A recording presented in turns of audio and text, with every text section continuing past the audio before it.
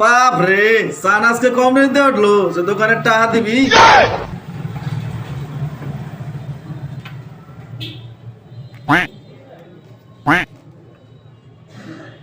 5,500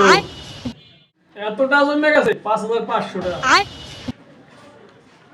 ধরেন জায়গা ঘুরে দেন কয় টাকা আছে আচ্ছা